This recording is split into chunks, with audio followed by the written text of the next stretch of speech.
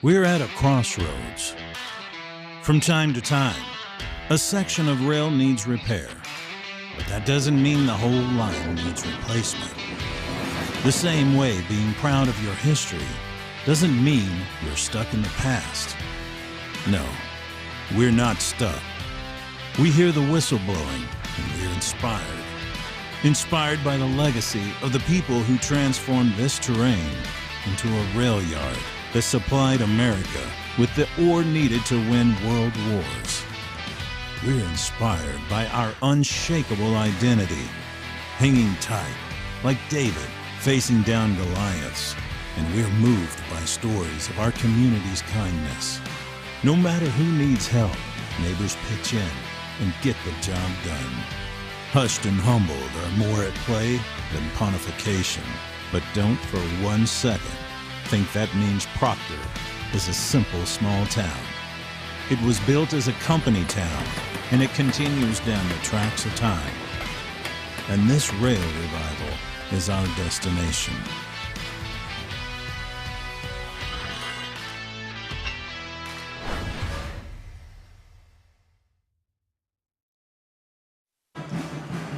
Good evening, ladies and gentlemen, and welcome into the Rail Yard for tonight's broadcast, featuring the Giants from Mesabi East High School and our very own Proctor Rails, Ted Keevan, along with the coach, Chad Brenna. Chad, how you doing tonight? Living the dream, Ted. Living the dream in the gym, right? In the gym, eating pizza. In the gym, eating pizza. I'm excited to get a taste of that as we get going. But we're not going to ramble here. We're going to go right away to a Proctor Pizza and Sub Shop Coaches Show, where we had a chance to talk with Coach Colt Lipinski of the boys basketball team. We're going to let you listen to that, and we'll be back right after that.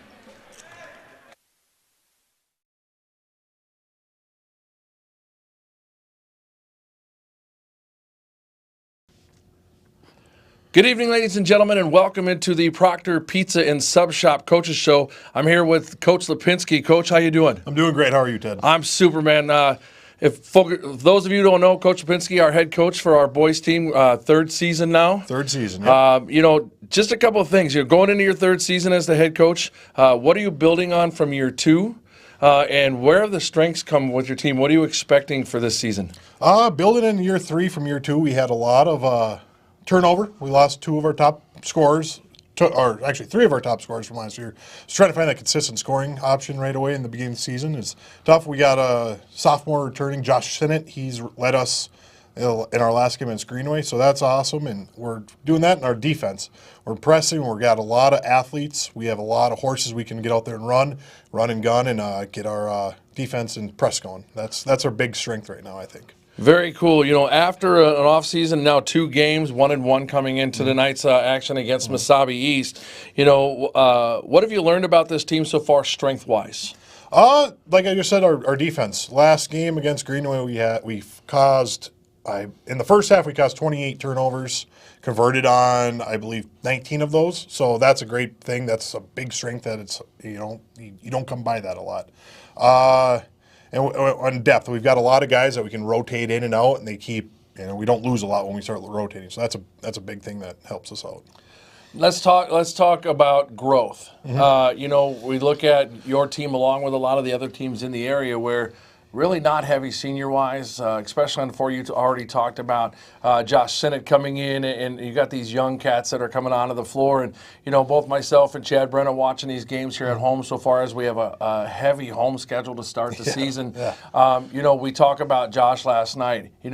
Talk about that growth and any kind of adjustments that you've had to make as you come in, whether it was this summer, and coming forward, because now that you've kind of had, we talked before we came on the interview about COVID year. There wasn't a ton we could do there because of all those limitations, but now you've had 2 years to, outside of that year, to really kind of establish what you're doing, bring in this new offense and then this new defensive press, which, by the way, was a lot of fun to watch. That's good. That's on what we Tuesday night and watch that pressure push up and cause those turnovers.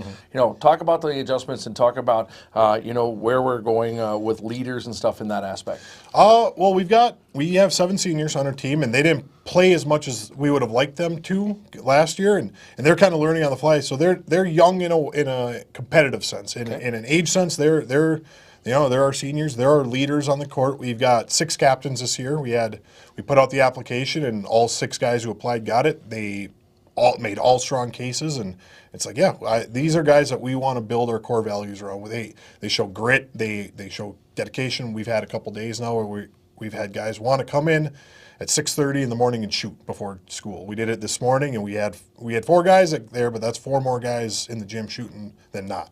Right. And if we keep building and growing on these little things, little victories like, that, having 4 guys in the gym, we can build and go anywhere that we want, I believe. And we have great underclassmen. Dane Ullman, he's in the gym every day. He's ready to go. He gets our little sheets to hang him on the wall. He gets the music going. He's great for that.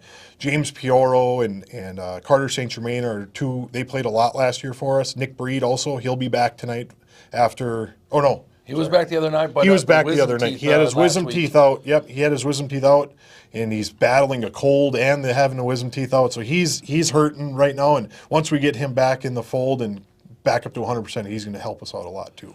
Very cool. Talk about a heavy home schedule. Again, we were here last week, Friday or Thursday. We were here Tuesday night and against Greenway. Mm-hmm. Nice win, nice bounce back after that Moose Lake, where that first game of the season really just trying to get a feel, right? Trying to get that new offense against not your club, because it's easy to run against your own club, not so easy against others.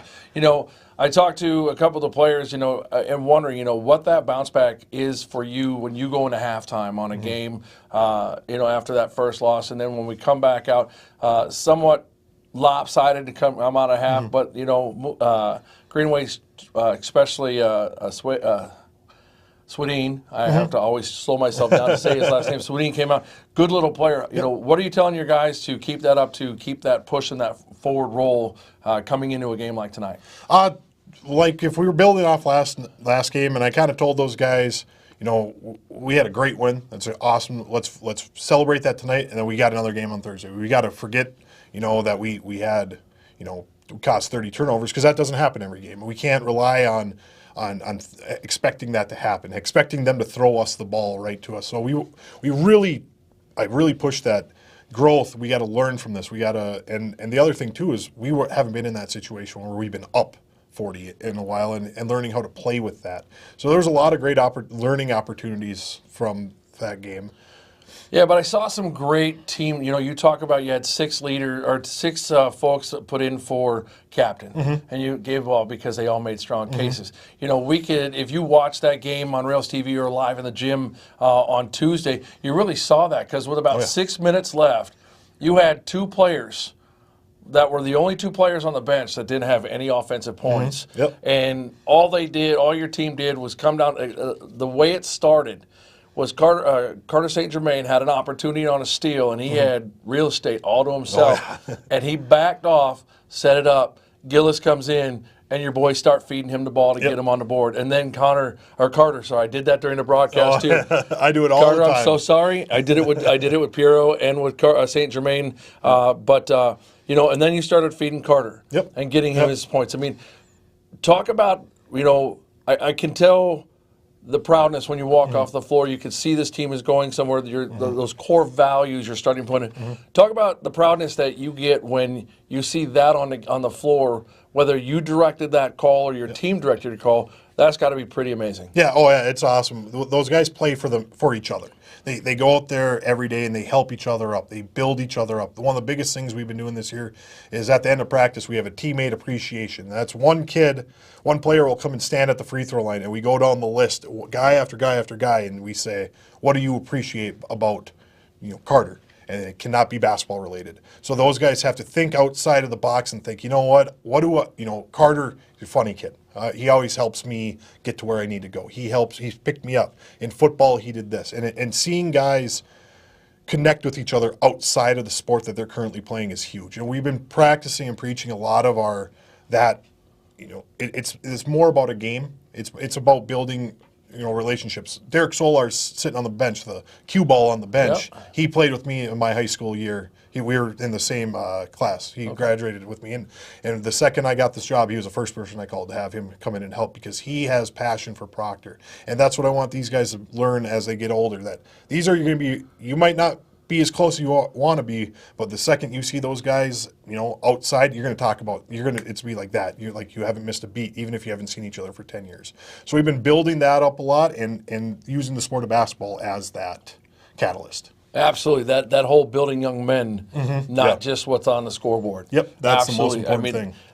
That's from me, not that it's a big deal, but for me, as a coach, that was my biggest thing. Is if I had people in the community saying positive things about my young men, that's my win. I could lose every game all season if those young men are proving that Proctor is Proctor. Yes, and we dress up on game days. The guys dress up, and when we go to Crosby Ironton, and the ticket lady says, "You guys look really nice," that means something more to me than our performance on the game.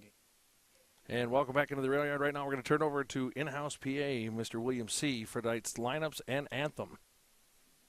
Ladies and gentlemen, on behalf of Proctor Public Schools, good evening and welcome to the rail yard for tonight's regular season matchup featuring the Giants from Mesabi East and your very own Proctor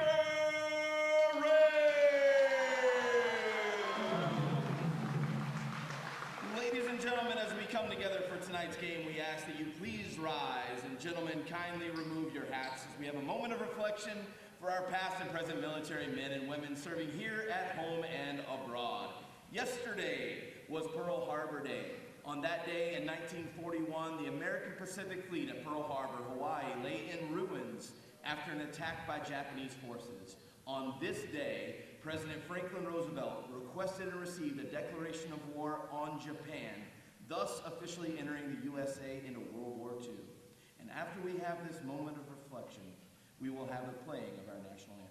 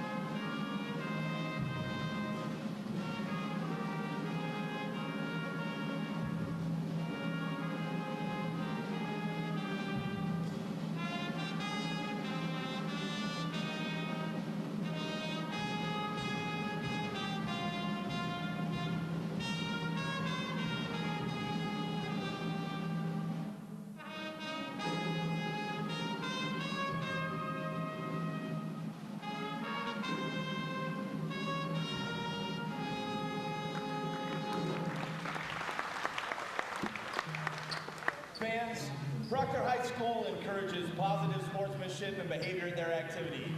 Please encourage players and coaches with positive comments and acts and respect the decisions of the game officials. What you do and say during the contest reflects on your team, school, and community. Keep it classy and act like y'all's families raised you right. The officials for tonight's game, as appointed by the Minnesota State High School League, are Kyle Gilbertson, Jerry Uger, and Jordan Porter. And now for today's starting lineups, the starters for our visiting Mesabi East Giants. Senior guard, number 4, Brody Heinen.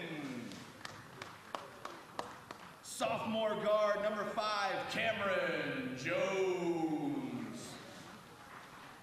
Junior forward, number 12, Dakota Jurdy.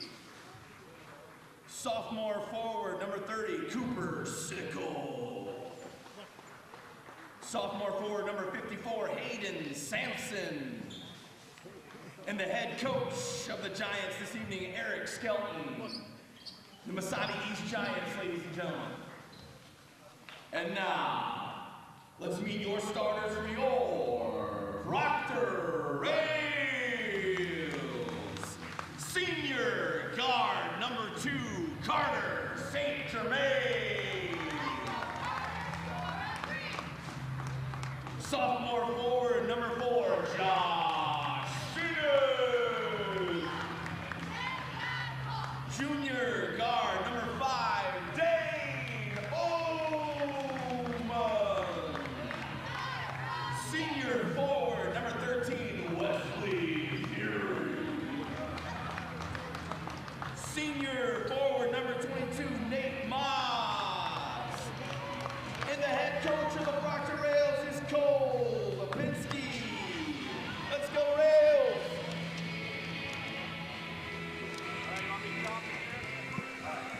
So there you have it, folks. The starting lineups for tonight's matchup. Want to get some thank yous in before we get started for tonight's broadcast. First, want to thank our students, because as with all our students, Coach, we can't do this. So our director-producer, Lucy Mistelski, our camera guy tonight, Arthur Dahl, our stats genius, Evan Langmo, and on the scoreboard, Aiden Drake. Want to thank those students. I also want to make sure that we thank our sponsors. We'll get to that here in just a moment. But we're going to go tip-off as Sickle and Sennett will be our tip-off men for their respective two teams. I have no idea what happened to my pencil, so I can't keep any stats. There we go. And the Rails won the tip, and that'll mean possession arrow will start with the Giants. Theory for three. Can't get that to fall off the front of the iron. But, Coach, as we let them watch the game just a little bit, let's talk a little bit about these keys to the game. We talked, talking with Coach Skelton. He talked about a couple of his players like Hayden Sampson, who's their only returning starter, averaged nearly a double-double last year as a freshman, starting every game. And he just brought the ball up the floor. And he's a mover and a shaker, and he does a nice job with it. Yeah. And you want to talk about that guy, that body figure you like out on the floor, Love like me a wide body. like a Bo Adams, Yep. And things like that. That wide body coming up and being able to do that double as a player, as a bigger player, that's a pretty good feat. Oh, absolutely. You're not going to step in front of him and take a charge. That's a business decision to just step aside. Number 5, Cameron Jones scored 19 points versus Deer River last night in his first varsity start. Good shooter and has the ability to get down into the lane. And he talked about how they're just young and inexperienced. Again, Hayden Sampson, the only returning starter from last year's team for the Giants. That's incredible. I mean, when you look at their roster, they have 3 sophomores, 4 sophomores, 1 senior, and 4 juniors, 5 juniors. They graduated a lot. Look at that, Josh just getting back into right back where he left off on Tuesday. Absolutely, they're trying to rip that away. Fighting there for the ball was Dakota Jurid. As they were fighting, and the Giants will keep the ball. Keys to the game for the Rails. Talked to Coach Lipinski in that interview, and I know you didn't get a chance to see it, but, talked about causing havoc on defense like we saw last game. Last game they had 27 steals, and they forced 36 turnovers. But he did talk about in that coach's show about how they have to figure some of that stuff out, because they're not always going to have a game where they're getting 36 to 54 turnovers. And how are they going to adjust then when they're not getting those and being able to go defensively, still do their game, but able to put points on the board? Well, you're just going to have to lace them up, and it's all going to revolve around transition at that point. The first couple of possessions we've seen here, they're dialing the pressure up again like they did on Tuesday night against Greenway. It'll be interesting to see how long they stay with pressure and how fast Coach Lipinski rotates players tonight. And you talked, and that's nice. What nice leadway there. Talked about transitioning, and that coach talked about that in that keys of the game, that transition in the bucket. That while the defense is ramping up and getting moving, they have to be able to take those steals and those turnovers and transition and make something happen with them. You got to turn and burn. This team's got speed. Turn and burn. Yeah, and again, I hate to go back because I know you didn't get to see it, but that's another thing he talked about. They got a stable of horses that are able to do some things. Right there is that basket by Sickle, try to get in, but unable to, and the Rails will come back the other way here in the early wainings. Sometimes the best thing you can do when you got racehorses is just let them go. Absolutely, got to let them run. Yep, let them go, let them work it out. You're going to miss some layups, you're going to make some layups, but let them go. It's it reminds me of that line from the other guys. I'm a peacock. You just got to let me fly. Exactly. You got to do their thing. And then also the last piece is, they talked about, Coach Lipinski talked about, building off of last week's game success where, they had a successful last game, but how much they had to work on, shot 38% last game with them shooting 5 of 30 for threes, trying to get that work in. They had another 4 guys here early this morning for a shoot around because they wanted to be, not because the coaches called that in and want them to be here. So 4 out of the starter guys were here this morning, and like coach said in the coaches show, 4 is better than 1. Exactly. And I watched part of the JV game with the starters that are on the floor right now for the Proctor team, And, Dane and I have a pretty good rapport with our conversations.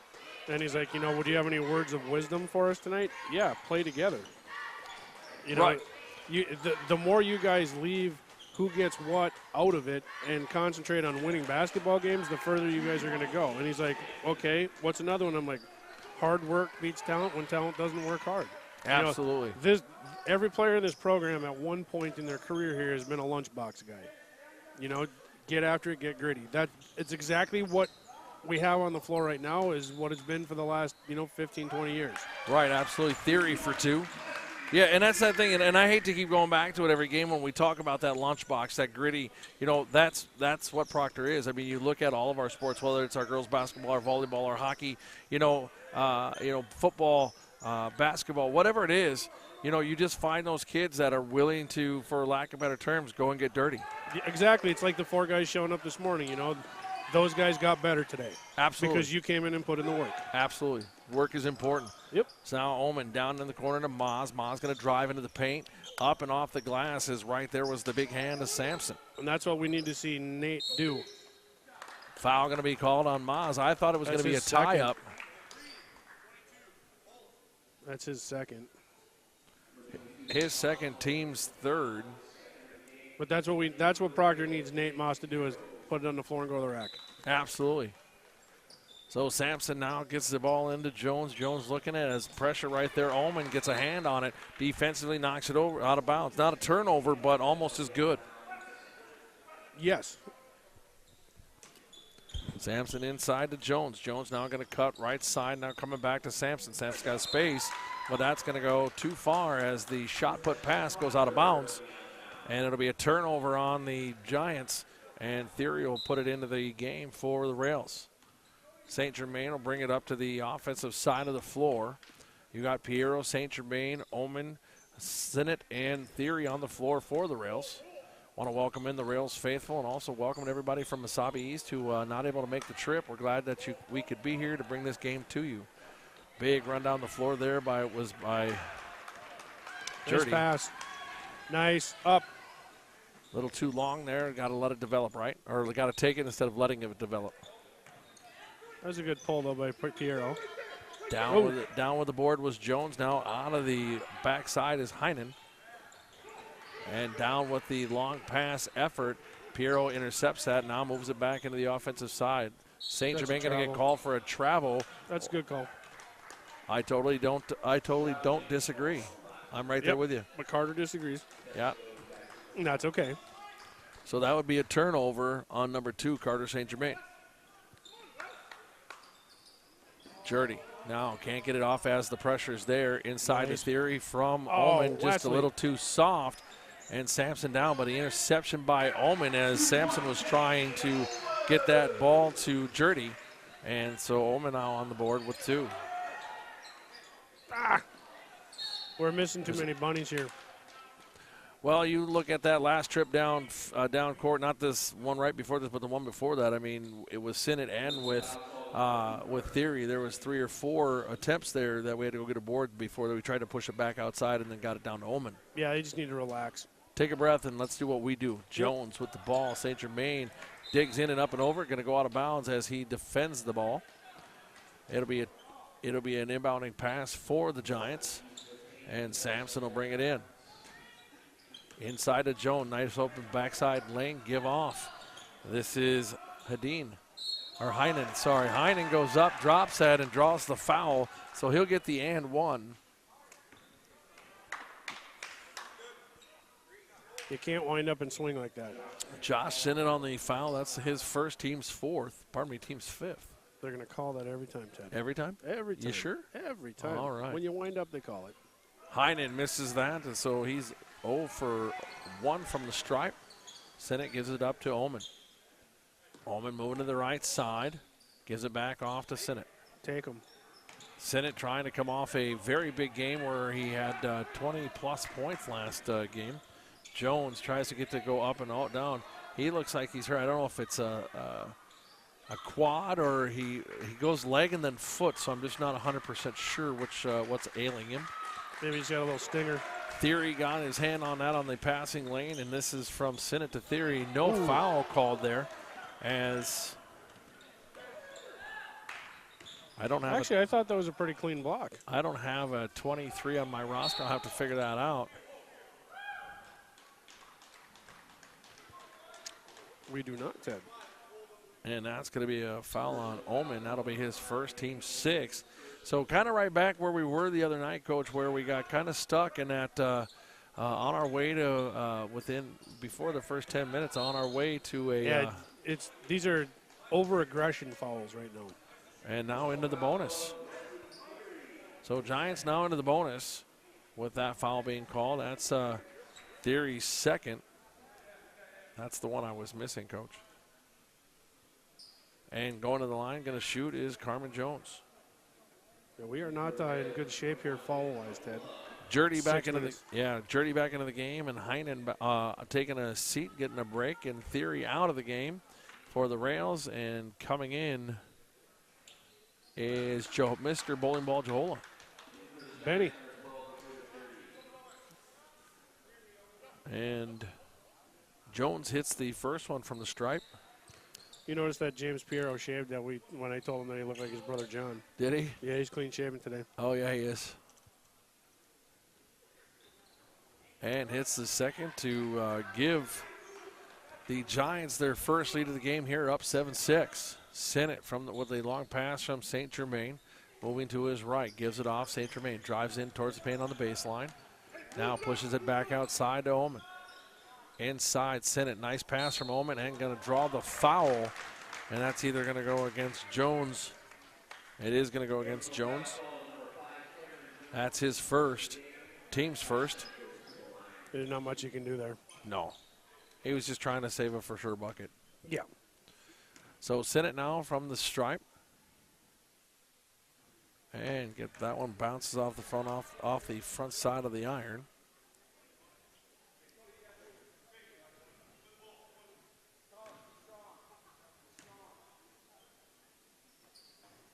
And that one falls. Tied all up here, 7-7. Double dribble going to be called against the Giants, number 30, Cooper Sickle. How cool name is that? Whoa, wibble. Wibble, wibble. I loved that game. I don't care what anybody says. That's a great sports name, Cooper Sickle. Cooper Sickle. That kid's got to go on to do something sports related. He could play football, soccer. That's a great race car driver name, Cooper Sickle. St. Germain with 2 from the outside in. And here comes Jones down the floor. Sinnott gets a hand on it. Here comes Omen. Omen gives it off to St. Germain. St. Germain up off the glass, just a little too shy. Sinnott down with the board, tries to put it back up, but nothing there. Sampson got a big hand on it. This is Piero out to Omen. Omen for 3, and can't get that to fall. And that's going to be down on the floor. A little fight going on. It's going to go out of bounds off Sinnott last, and it's going to go with the Giants. Proctor just needs to settle down a little bit. Play with the energy, but just reel it in a little. A little too helter-skelter, if you will. Love the ambition, but just half a step. I got you. So that ball given off to number 23 for the Giants. Again, fans from the Mesabi East, if you just turned it in, don't mean to call him number 23, but I don't have a 23 on my roster from the coach. And so I'm not 100% sure who that might be, but we will figure it out here at halftime and make sure that everybody knows. Getting ready to check back in the game is Heinen for the Giants. Taking a seat is going to be Cameron Jones.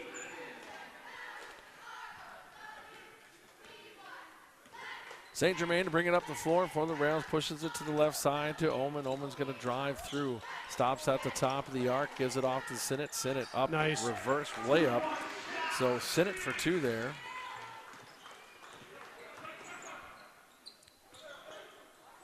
Jurdy had given it off to 23. 23 tried for the bucket. Down with it was St. Germain. Big long pass to Sinnott. Now Omen. Hit it. Piero for 3, and he hits bingo.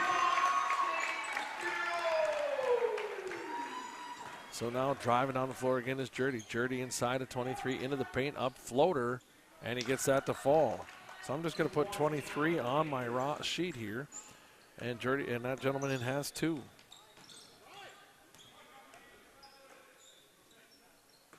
St. Germain now moves to his right after getting a screen from Sinnott. Looking for somewhere to go as he gave up his dribble. Throws it out of bounds off of Sampson, it looked like. And so it'll stay green ball. Sampson going to take a break. And back into the game, Cameron Jones. And Ian Giles. And Ian Gillis into the game. Gillis, that's what it is. Why do I keep calling him Giles? Because it kind of looks like Giles. Yeah. Fight for the. Oh, you can't do that. That's his second. But he knows that. Josh knows that. He just, like you said, got just a little over aggressive. Yep.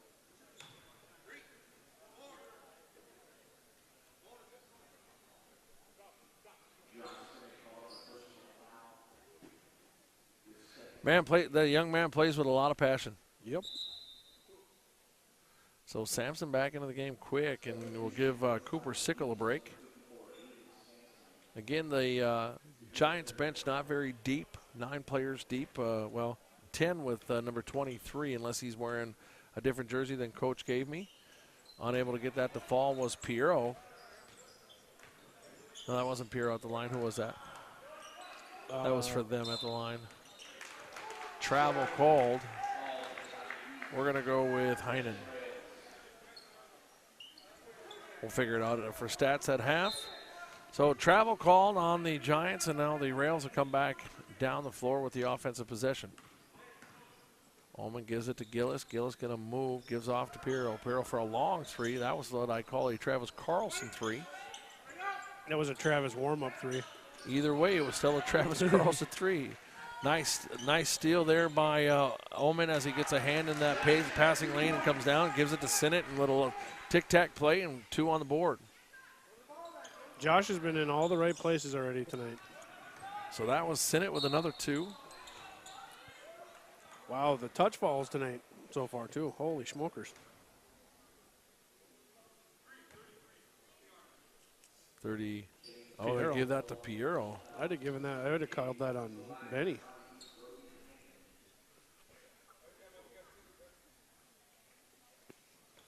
Got royalty in the house. Reverend King over by the trainer's door.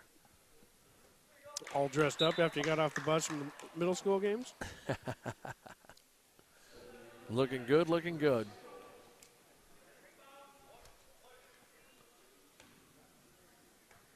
So at the line, shooting is Heinen, and he hits it.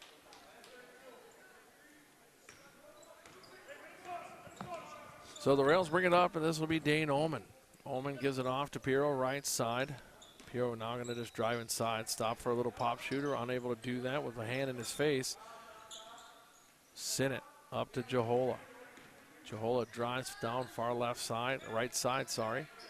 Nowhere to go with it, now gives it off to Piero. Piero trying to make something happen off the little set screen by Gillis. Nice little step up off the glass for Sinnott for 2. Nice move. Nice move. You like that Euro step? Yeah, I wouldn't call that a Euro step. Okay. A nice interception there by Sinnott. Just a little too hard, a little too strong.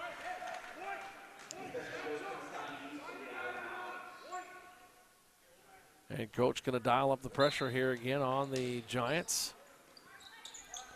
No, coach, I'm thinking this pressure that they're putting on can really kind of take its toll on these Giants players as they don't have a very deep bench. Yeah, and he just changed it up. He went from his zone to man. Big shot there by Jones off the backside of the iron and hauled in by Gillis.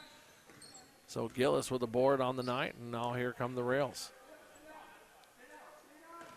Ullman moves to his left with a little help from Jahola, and just a little too long. Just a bit outside, Ted. Ullman not knowing his strength. And long pass to Jurdy. Jurdy can't get it to fall out, down with the board. Timeout going to be taken by the Rails here as the Rails were moving it up the floor. And we'll take a quick timeout and hear from one of our sponsors. We'll be back right after this.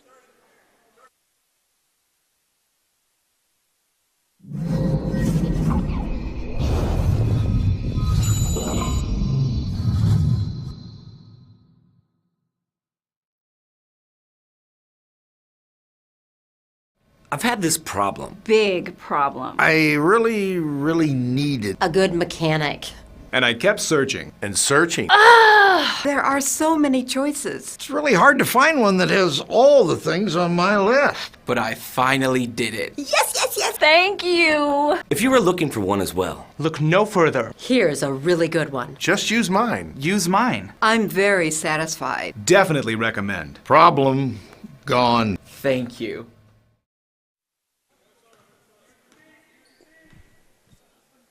No. And back here at the rail yard, the Rails lead the Giants 18-11 as they're battling underneath the hoop. And foul going to be called. Looks like Sinnott will go to the line. Waiting to see who this one was called on. That one's going to be called on Hayden Sampson. That'll be his first, team second. So a very disciplined foul-wise team here with the Giants. Well, we're seeing typical Proctor first half stuff. You know, they come out and overexcited and rambunctious and pick up some quick, easy, sloppy fouls, and then they'll settle back down, which they've settled down here in the last couple minutes. And as soon as they say that. Travel called on number 4, Heinen. I was expecting a foul to get called there. Yeah, no, I saw him turn and slide that back foot as he tried to pivot. And so travel called, and so the Rails will come up into the offensive side of the zone. I just seen Benny winding up.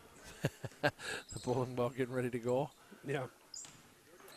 So I want to take a second to thank our sponsors here, the Reed Foundation, the Rails Endowment for Academic Art and Athletic Development, Irving Community Club Polling for Kids, Tamarack Building Supplies, Highway 53 in Hermantown, Heritage Window and Door, Superior, Wisconsin, Widdish Trailer Sales, ESCO, Stream Dudes. For all your streaming needs, streamdudes.com. Great Lakes Office Solutions, the Rob and Barb Shaler Charitable Foundation, Troy Service Center, Main Street, Proctor, Audiology Concepts with 5 locations, Superior, Duluth, Grand Rapids, Edina, and Burnsville, and our in-game sponsor, Proctor Pizza and Sub Shop, Main Street, Proctor. Want to thank them. Make sure you stick around with us, folks. At the end of the game, we'll have our players of the game. We'll have a player of the game from the Mesabi Giants, and we'll have our Proctor Pizza and Sub Shop player of the game from the Proctor Rails, who will get a gift certificate for a 12-ounce or 12-inch pizza of their choice. Single topping, what is it? Yeah. Single topping 12-inch pizza of their choice. We'll be doing that at all of our home games. Nice little interception there by Maz and down for 2. We'll be doing that at all of our home games this year for boys and girls. And thank you to Chad, Nicky, and Bing for their support of the Proctor Athletics. That was a nice move. Nice play. That's Piero. That's his second. So quickly moving into the bad territory and now into the double bonus are the Giants shooting 2. So what are you guys about 2 weeks in now? 2 weeks in for what? In as the new ownership? No, we're actually almost a month. Ted. Is it really? Yeah, November 15th we took Oh, over. that's right, because of the, yeah, I remember that. So how's the first month treating you? It's been very good. You know, we have surveys in the shop that we've had out on the counter since we took ownership, you know, just asking everybody what they like about Proctor Pizza, what they don't like, and what we can do different. Yeah, I know. I didn't get a winning call, so. Well, you still have a couple more Fridays left. For what Ted was saying there is with our surveys, we're every Friday we are drawing for a free pizza. And then on New Year's Day, we are drawing for pizzas, gift certificates, and Proctor Pizza merchandise. Proctor Pizza merch. Merch. Got to get the merch. Jump ball there. That ball will stay with the Rails as they have the possession arrow. And back into the game is number 23 for the Giants. And taking a seat is going to be Jurdy. Chad and I were just talking a little bit during commercial, just feeling like we can't get into rhythm, and we will do a better job as Piero tries to get that to float, can't get it to fall. Sampson down with the board. I wonder if it's because I hadn't read our sponsor list yet. That could be. Because I'm usually in a flow, right? And there's certain things. So or here it could we be go. because you didn't eat a pizza. Oh, that could be, and I will, though. Trust me. Trust me. Jones takes that, or pardon me, that was Heinen. Couldn't get that to float as it was too long. And Piero down with it. He's going to give it off to Maz. Maz going to take a step, move inside. Could have been called for a travel, but up off the glass for 2. I'm already feeling better. I am too, because I'm seeing Nate Moss attack the basket. Jones drives up off the glass and can't get that to fall. Piero down with the board. And here comes Oman. Oman's looking for some help, but he's going to go right through Sampson. Nothing like running into a wall. Do you see Danny just like, yep, I'm either hitting the floor or this is going in, right? Well, I don't know if you got to watch many of Oman's football games this year, playing safety and corner for the Rails. But he's a tough cookie. He can take it, and he can, as you can see there, he can definitely dish it out. Oh, yeah. I mean. Did he hit that one? No, he did not. All right, I had my head down. Not because I'm scared. I just was writing down something. Anyways, what were you going to say? We're talking about taking a hit, giving a hit. Yeah, no. Dane did the right thing there by going after Sampson. I mean, that's the one guy on the Giant squad you want to try and get in foul trouble, so he has to sit down. Jones with another attempt, absolutely. He's the only guy that's got varsity experience, so. Well, that, and if he's averaged double-doubles last year, even against the better teams, you got to see what that's about. That's going to go against Gillis. That'll be Gillis's first. I won't have to give it to the team because they've already got 10 for the next, for about 9 minutes now. This might be why we're not in a very good flow either. We're shooting too many free throws. That could be. We're just not having any constant action.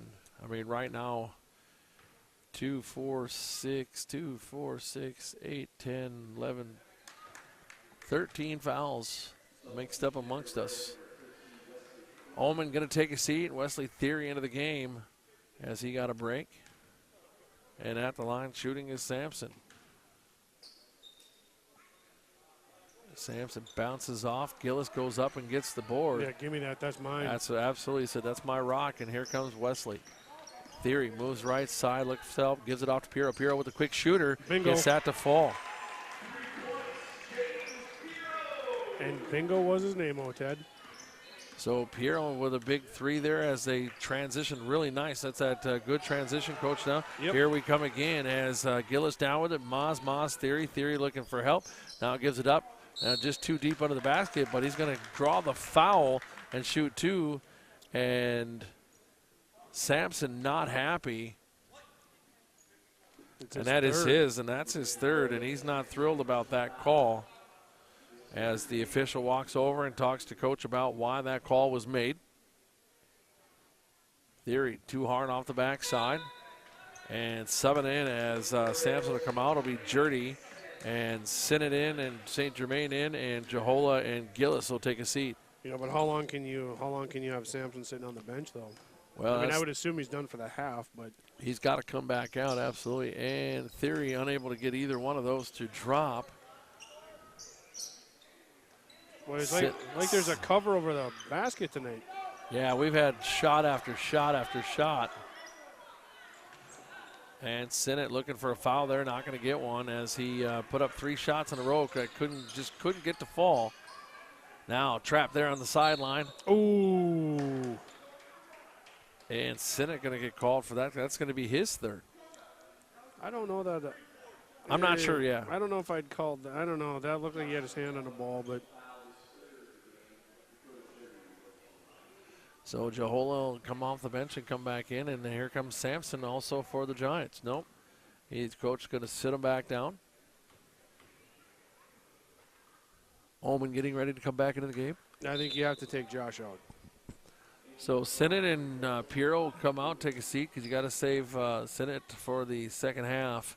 The nice thing is with the horses we talked about on that bench, Coach, they have the ability. I mean, Sinnott is a different breed of player, but still effective. I agree, and I think on the bench, having all these interchangeable parts is good. But I think Nick Breed not being dressed tonight. Nice pass, Benny. Benny Jahola with the pass to Maz inside for 2. Nick Breed not being in uniform tonight, takes away another one of those. One of the greatest turnovers in basketball, Ted. The 5 count. The other is the 10. I would say that any turnover is a good turnover. Yeah, but some just get the guys fired up a little bit more. I feel you.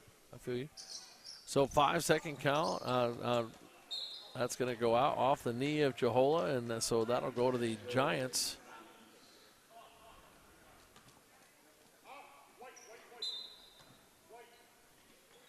So that's Jurdy to put it in, and here, Dane Ullman could have got called for that.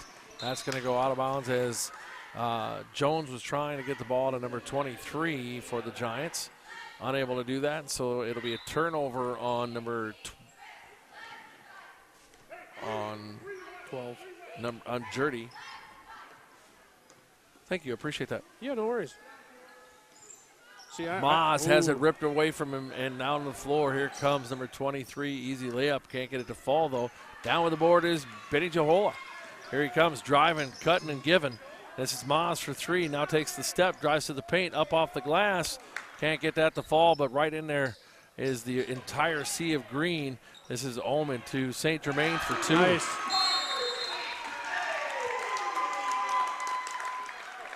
You know, Ted, comparisons between Tuesday night and tonight. Josh did all the heavy lifting for the majority of the first half. Tonight, different story. Josh has done a little bit, got himself in some foul trouble. Now you're seeing Benny making plays. You're seeing Nate Moss putting the rock on the floor and going to the rack. You know, the passing, everybody's heads are on swivels. You know, nice little tip passes, easy little layups, little, you know, ding, ding, ding. Yeah, and I think the nice thing, even the difference between from first game of the season with Moose Lake Willow River to now, the heads seem to be up. That, like you say, that head on a swivel, the heads are seeming to be up, and they're being more conscious of where everybody's at to make these plays. I mean, people come in here and look at Benny Jahola, and they look at him with his build, and he's not making those plays, but they don't understand who Benny Jahola is. Exactly. You know, we go back to the lunchbox, right? Yep. He's going to go, he's going to grind, he's going to get his work done. Yep. He's going to bite, he's going to claw, he's going to scratch, he's going to dive, he's going to set screens, he's going to take charges, he's going to run into the wall, he's going to get fouls, he's going to miss free throws. You know, yeah. Yeah, he's going to work. Yep. There you have it. And as Glenn Gilderman always said, hard work works. Or you can even quote Dave Hiller, just do the job. Just do the job. Moz now moves right, gives it off to St. Germain, way out by the Essen rails. Thought he might try to pop that. And here's Ullman. Ullman now looking for help. Now just a bounce pass back out. This is St. Germain, can't get it to fall. Down with the board is going to be Cooper Sickle. Sickle looking for somewhere to go with it. Gets it to Jones. Jones across half court now. Down inside to number 23 up off the glass for 2. Well, you got to give one up like that every once in a while. Well, they did a nice job there trying to move that, and, you know, Jones got behind this backside of the defense and was wide open. That was a great press break. Joel look at Benny going to work in the paint. Look at that. Over. Can't get it to fall, but tried to go get the board, then tried to swipe it away. And now trapped is Jurdy. Jurdy nowhere to go with it. Now going to throw that away. This is Moss picking it up, and here he comes. Into the glass. Moss for 2. Oh, nice hustle, Carter. St. Germain almost takes a facer into the wall. And, you know, that goes back to that whole volleyball thing, right? I ain't getting my knees on that floor and hearing that squeak for no purpose. Oh, it hurts. That's better than your face in the wall, though. That is true. Jurdy with an easy pass to Heinen for 2 as he was left all alone down by the backside of the hoop. No defensive pressure there at all. So the green just kind of loses track of him. Ullman tries to get that to fall, unable to, and here comes Jones. Jones again driving. He's got, I thought he was going to try to hit Heinen over on the other side, but number 23 up with it, can't get it to fall. Now St. Germain. Here comes Ullman. Ullman's got help with Theory as he draws the defense down low. Now pushes it up. Oh, nice save. And it's going to be an over and back on the rails on a turnover. Good hustle, but calm down. Yeah, you know, the thing that we always learn about the Proctor rails is that they usually have one of 2 speeds. Moving and wrecked. Yep, exactly. And it's no different for any sport. Nope, no, across the board, you got 100 miles an hour or into the wall. Or into the wall. Yep. Either in the race or not. Yep. So Ullman and I'll bring it up over the stripe here at half court. Now gives it off to Moz. Moz inside. Nice little pass to nice. Benny. And Benny Jahola for 2. That's what I love about this, Ted. I mean, different guys are picking up the slack tonight. So timeout taken by the Giants. That's a 30-second timeout. You know what? Let's 50 ticks on the clock. Let's take a quick timeout ourselves, and we'll hear from one of our sponsors.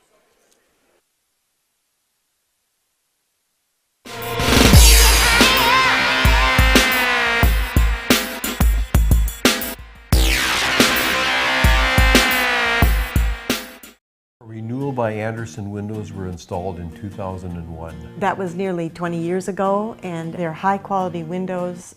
They have brought our beautiful view into our room. They're easy to care for. The beauty of these windows has enhanced the beauty of our home. It's not just the energy efficiency, but it has made our place look a lot nicer. They have just been a good overall investment. It's an After this one, yep. And back here at the rail yard, 46.1 ticks left on the clock. And foul was just called on Carter St. Germain. That's his first. And second. Is it his second? All right, my bad. Way to yell at me. I appreciate it. No, that's okay. And the best sports name in the gym tonight is at the free throw line. Cooper Sickle. Sickle. At the line. Although Grakowski's good too. Grachowski? Yeah. Yeah. Dakota Jurdy's not bad either. True.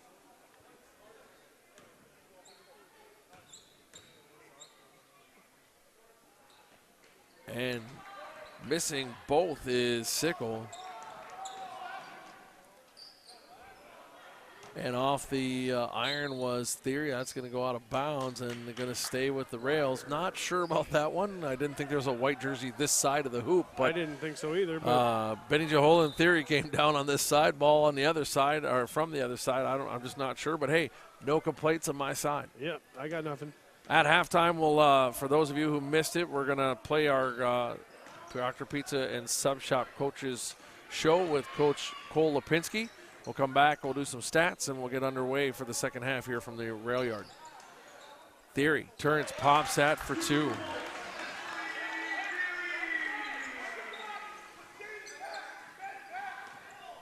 So now Jurdy to bring it up for the Giants. Now drives left side into the paint, top of the line. Can't get that to fall. St. Germain down with it. Now going to rush the other side, pushes it off from half court. And 8 floor with a good attempt. That's your score, 36-21 here at halftime. The Rails lead the Giants. We're going to have a little pop shot thing going on. We're going to let you listen to that coaches show, and we'll be back right after that.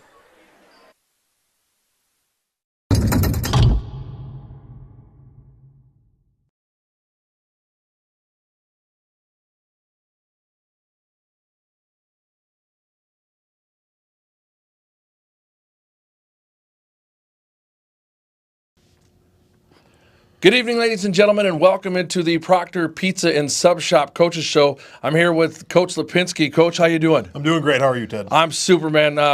If those of you who don't know, Coach Lipinski, our head coach for our boys team, third season now. Third season, yeah. Just a couple of things. You're going into your third season as the head coach. What are you building on from year 2? And where have the strengths come with your team? What are you expecting for this season? Building in year 3 from year 2, we had a lot of turnover. We lost 2 of our top scorers, or actually 3 of our top scorers from last year. So trying to find that consistent scoring option right away in the beginning of the season is tough. We got a sophomore returning, Josh Sinnott. He's led us in our last game against Greenway, so that's awesome. And we're doing that in our defense. We're pressing. We've got a lot of athletes. We have a lot of horses we can get out there and run and gun, and get our defense and press going. That's our big strength right now, I think. Very cool. After an off season, now 2 games, 1-1 coming into tonight's action against Mesabi East. What have you learned about this team so far, strength-wise? Like I just said, our defense. Last game against Greenway, we caused.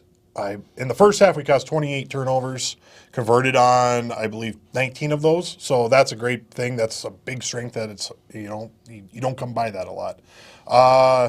And on depth, we've got a lot of guys that we can rotate in and out, and they keep, we don't lose a lot when we start rotating. So that's a big thing that helps us out. Let's talk about growth. We look at your team along with a lot of the other teams in the area where really not heavy senior-wise, especially on the 4 you already talked about. Josh Sinnott coming in, and you got these young cats that are coming onto the floor. And, both myself and Chad Brenna watching these games here at home so far as we have a heavy home schedule to start the season. Yeah. We talk about Josh last night.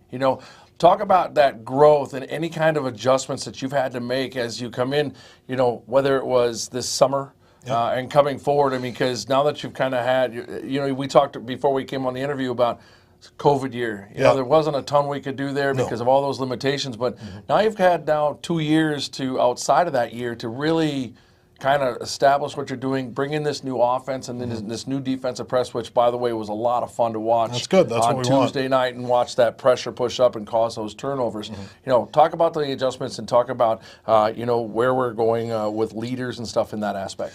Well, we have 7 seniors on our team, and they didn't play as much as we would have liked them to last year, and they're kind of learning on the fly. So they're young in a competitive sense. In an age sense, they're you know, there are seniors, there are leaders on the court. We've got 6 captains this year. We put out the application, and all 6 guys who applied got it. They all made all strong cases, and it's like, these are guys that we want to build our core values around. They show grit, they show dedication. We've had a couple days now where we've had guys want to come in at 6:30 in the morning and shoot before school. We did it this morning, and we had 4 guys there, but that's 4 more guys in the gym shooting than not.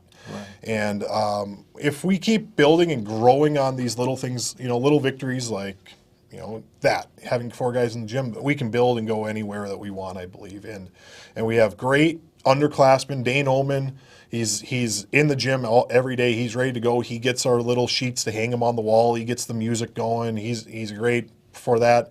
James Pioro and Carter St. Germain are 2. They played a lot last year for us. Nick Breed also, he'll be back tonight after. Oh no, he was back the other night. But he was back the other night. He had his wisdom teeth out. Yep, he had his wisdom teeth out, and he's battling a cold and having the wisdom teeth out. So he's hurting right now. And once we get him back in the fold and back up to 100%, he's going to help us out a lot too. Very cool. You know, talk about a heavy home schedule. Again, we were here last week, Friday or Thursday. We were here Tuesday night and against Greenway. Nice win, nice bounce back after that Moose Lake, where that first game of the season really just trying to get a feel, right? Trying to get that new offense against not your club, because it's easy to run against your own club, not so easy against others. You know, I talked to a couple of the players, you know, and wondering, you know, what that bounce back is for you when you go into halftime on a game, you know, after that first loss. And then when we come back out, somewhat lopsided to come out of half, but, you know, Greenway's, especially Swedin, I have to always slow myself down to say his last name. Swedin came out, good little player. You know, what are you telling your guys to keep that up, to keep that push and that forward roll coming into a game like tonight? Like if we were building off last game, and I kind of told those guys, you know, we had a great win. That's awesome. Let's celebrate that tonight, and then we got another game on Thursday. We got to forget, you know, that we had, you know, caused 30 turnovers, because that doesn't happen every game. We can't rely on expecting that to happen, expecting them to throw us the ball right to us. So I really pushed that growth. We got to learn from this. We got to, and the other thing too is haven't been in that situation where we've been up 40 in a while, and learning how to play with that. So there's a lot of great learning opportunities from that game. Yeah, but I saw some great team. You know, you talk about you had 6 folks that put in for captain, and you gave all because they all made strong cases. You know, we could, if you watch that game on Rails TV or live in the gym on Tuesday, you really saw that, because with about 6 minutes left, you had 2 players that were the only 2 players on the bench that didn't have any offensive points. And all your team did was come down. The way it started was Carter St. Germain had an opportunity on a steal, and he had real estate all to himself. And he backed off, set it up. Gillis comes in, and your boys start feeding him the ball to get him on the board. And then Carter, I did that during the broadcast too. I do it all the time. I'm so sorry. I did it with Piero and with St. Germain. But you know, and then you started feeding Carter and getting him his points. I mean, talk about, you know, I can tell the proudness when you walk off the floor. You can see this team is going somewhere. Those core values, your starting point. Talk about the proudness that you get when you see that on the floor, whether you directed that call or your team directed your call. That's got to be pretty amazing. Yeah, it's awesome. Those guys play for each other. They go out there every day and they help each other up. They build each other up. One of the biggest things we've been doing this year is at the end of practice, we have a teammate appreciation. That's one player will come and stand at the free throw line, and we go down the list, guy after guy after guy, and we say, what do you appreciate about, you know, Carter? and it cannot be basketball related. So those guys have to think outside of the box and think, you know what do I, Carter, he's a funny kid. He always helps me get to where I need to go. He's picked me up. In football, he did this. And seeing guys connect with each other outside of the sport that they're currently playing is huge. And we've been practicing and preaching a lot of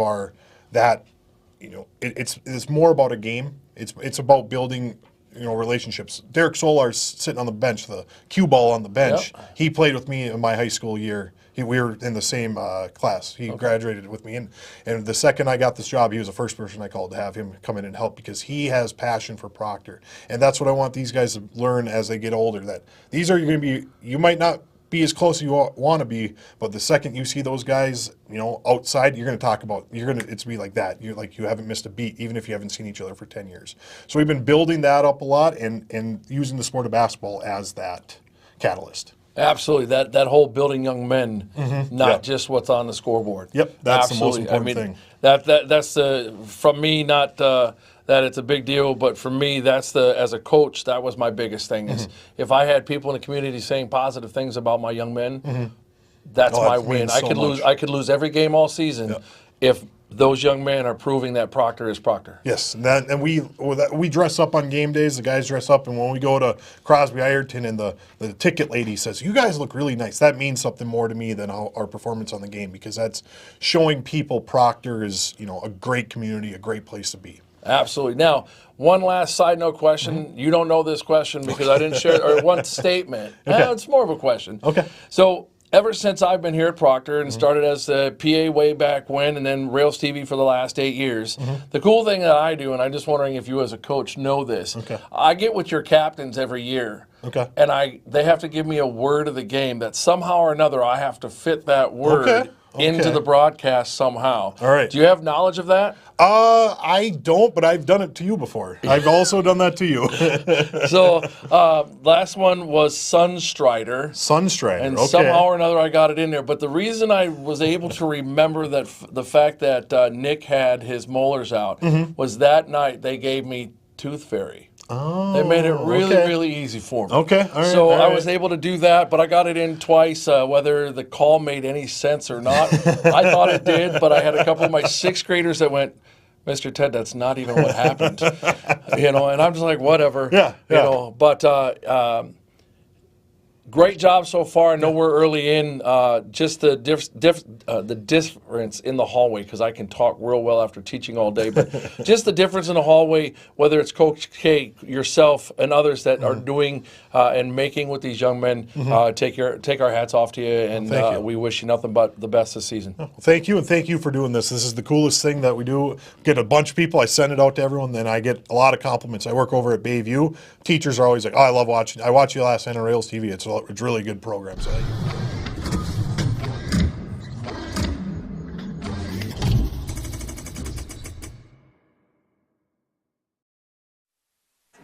So that was Coach Cole Lipinski. Welcome back, everybody, into the Rail Yard. Ted Kievick, Coach Chad Brenna, all of our students. Lucy Mistelski, our director producer tonight. Our cameraman is Arthur Dahl. On the stats, Evan Langmo, the one and only.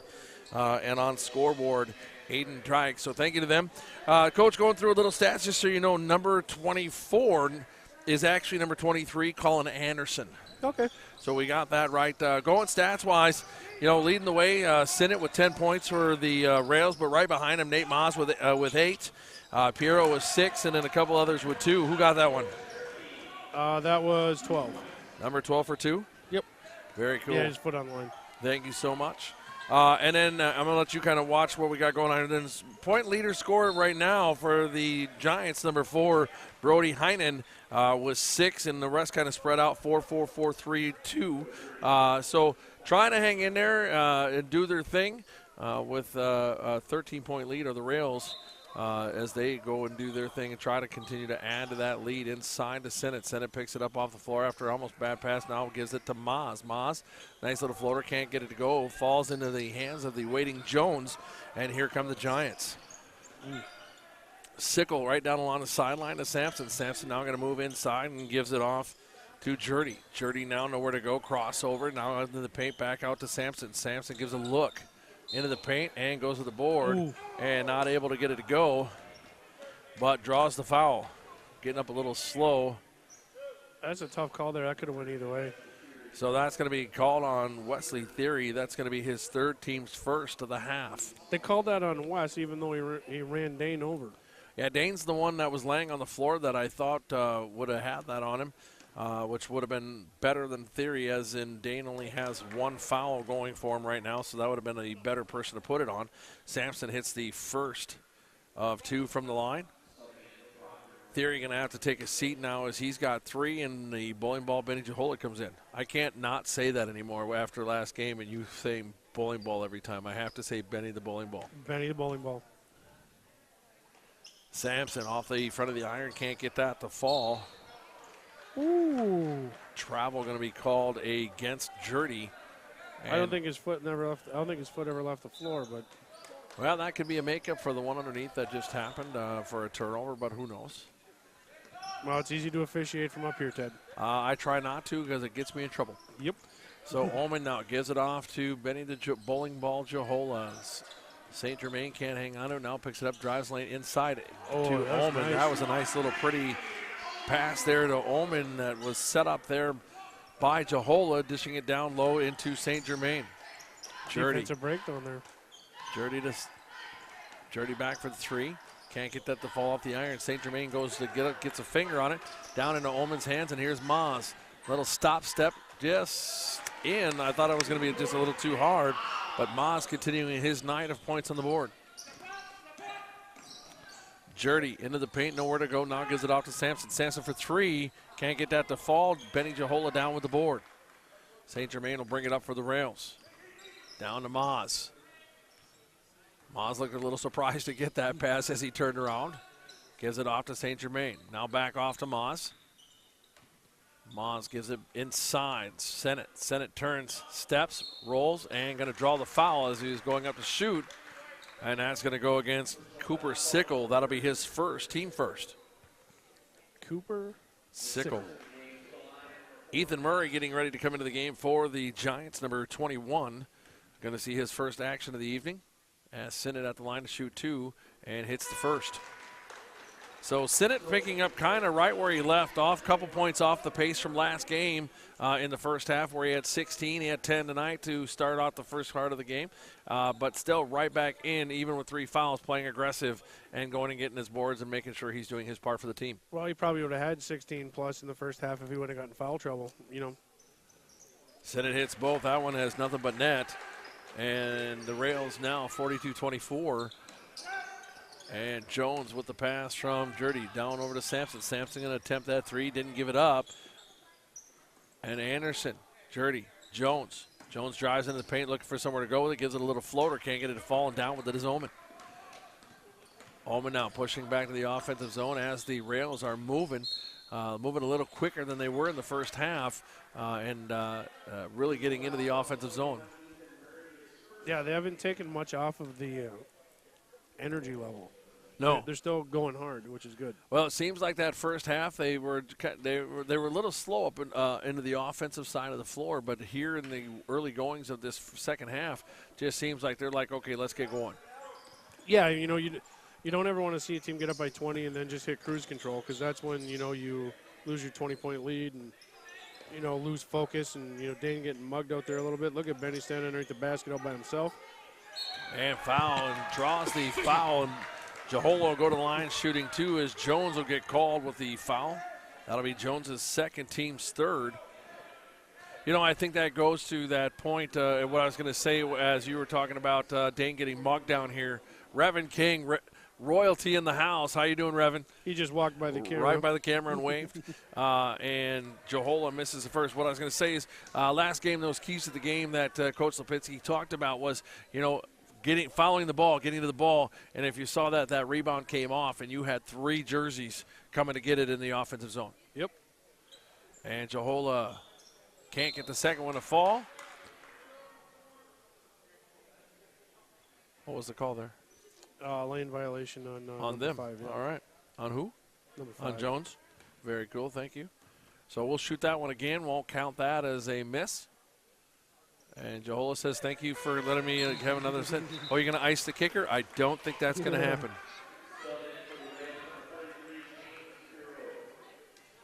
Piero now into the game as Carter St. Germain will take a seat.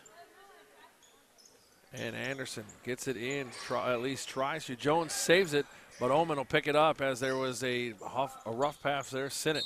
Oh, Sinnott's going to get called for a travel.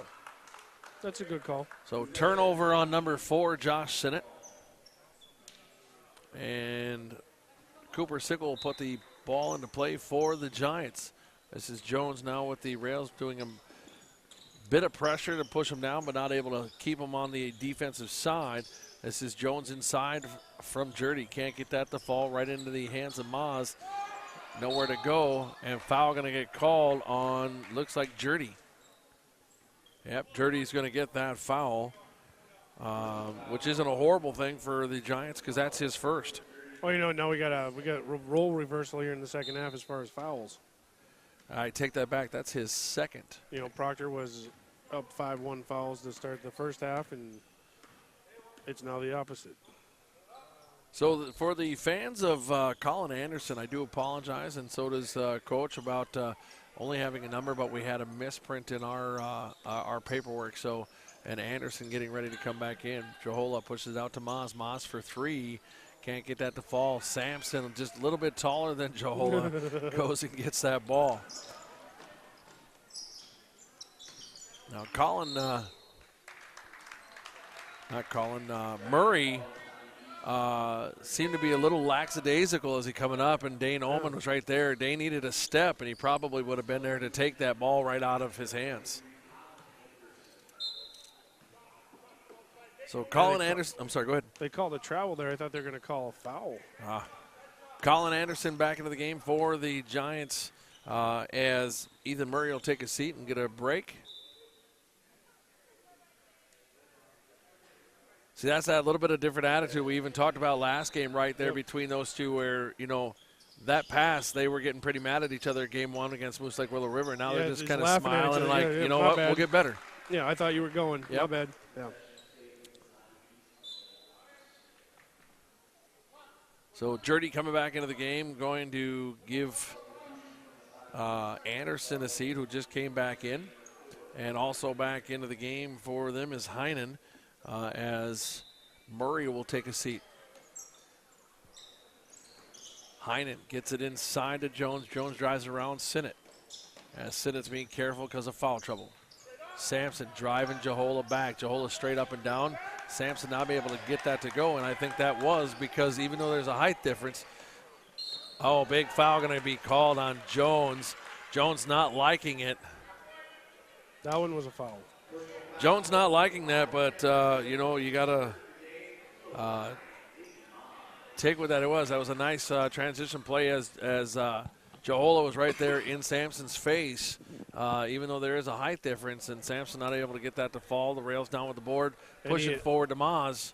And Jones is now starting to draw the ire of Mr. Uger. Good times. So Maz will hit the first of 2. Jones will take a seat. And into the game for the first time is Easton Sarr.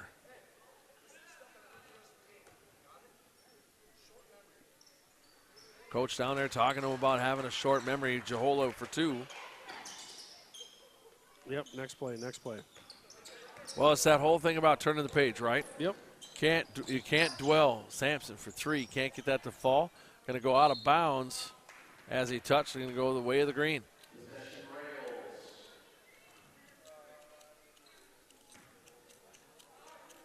Well, Ted, I'm going to start thinking about player of the game here. Yeah, we needed to start thinking about that for both sides. Again, the player of the game for Proctor will get a Moss for 2. We'll get a 12-inch single topping pizza of their choice. Got word from the Theory family that William heard me say hi. I guess they go home and watch the games and laugh at us. Sinnott for 2. Speaking of that, Marty said that Eric, Weston Williams' uncle, is potentially watching this game this evening in Mississippi. So, Eric, if you are watching this, what up? What's going on? Oh, rolled out of his hand there. And going to get called for a foul as he came down on top of him. That's going to be Sinnott's 4th. But you are right. It's a tale of 2 halves as we talk about fouls. Yeah. You know, we're looking here at 6-2, and it was a quick change. Jones back in the game for the Giants. Back in Gillis, Piero, and Nyland for the Rails as Ullman, Sinnott, and Maas will take a break. And I'm sure we have a slew of Jehola family watching tonight. So Absolutely. Hello out there. Well, you know, Coach, one of the things we didn't talk about is that Coach Lipinski talked about that last piece of the game or of the coaches show. There's two for Jurdy.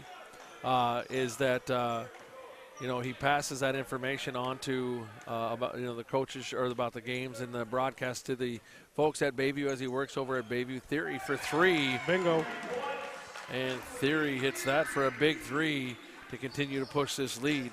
But he pushed that out, and he's got the folks over at Bayview giving us a watch, and Sampson for three to return to favor. So all those Proctor faithful, those of you at Bayview, glad you could be with us. Thanks for joining us.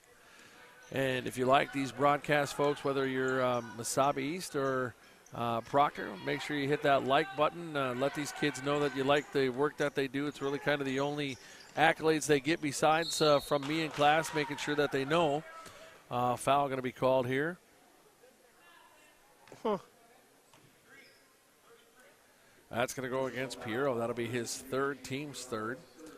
And if you want to know when we're going to be on air, hit that subscribe button, and it'll give you an idea when we, as we program our live broadcast into the system every week. Next Tuesday. Actually, we are back on the air tomorrow night. Not you and I, but Proctor Rails Hockey will be back on the air tomorrow night. We got a hockey team, Ted? We have an amazing hockey team. We got a lot of great young men there. Gillis down with the board. And great young women. Off the miss. Right, but I'm just talking about boys right now. Fair enough. Because that's who's playing tomorrow night. And I would say Mirage. I wouldn't say Proctor. Well, there you go. Because I got to make that distinction. Fair enough. Just saying. Sickle down with the board there, gives it off to Sampson. Sampson now gives it off to Jones. Jones from the top of the key. Can't get that to fall down with it is Piero. Piero's going to push the floor into the offensive side. Now slow it up as he waits for everybody else to get there. This is Nyland from way outside. Now gives it off to Piero.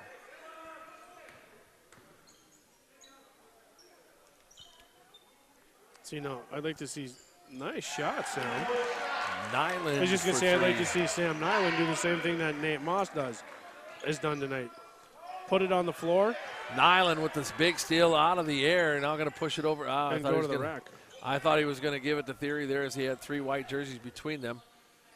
But no, Red Wing comes calling tomorrow night at the St. Luke Sports and Event Center. Gillis pushes Sampson back, can't get that to fall.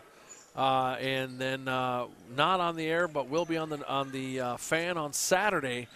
Boys hockey again from the St. Luke Sports and Event Center. You'll catch Brian Prudhomme and Dave Cook as they do their thing live from the St. Luke Sports and Event Center when Mayo comes calling. Nice. Boy, Ted, it's kind of hard to talk after you say that them two guys are going to be on the air. Oh, I'm way better than either one of them.